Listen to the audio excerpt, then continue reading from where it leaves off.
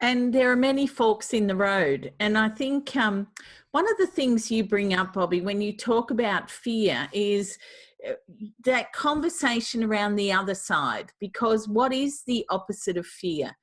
It is actually love. And so when we look at things in terms of love, as far as what do you get from being a home stager? What is it that you actually love about this industry? What do you love about your clients? What do you love about your contribution to your industry and to your clients?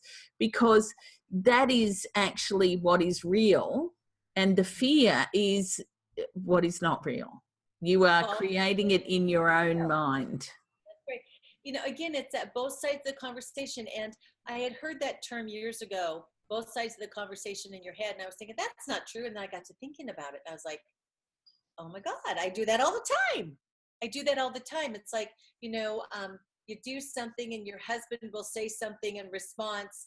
And then you go down this whole path and you just have this whole thing that all the and it was real interesting because when I finally became aware of this, I said to my husband one time, I said, well, this is what I think you were thinking. And he looked at me and he goes, what are you talking about?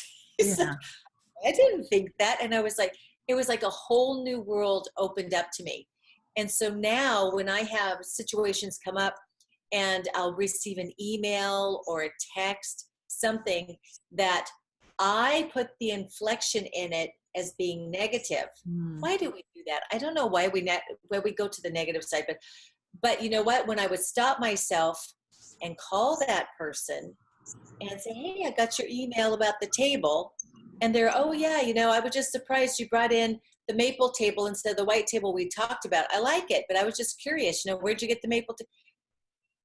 But when I read it, what's up with the maple table? I'm thinking, they don't like it. And I go down this whole path, and it was illuminating. It was illuminating. So I don't care if it's business or personal. If you find yourself doing both sides, don't assume the other person is attacking you. Don't assume it's naturally going to the negative side.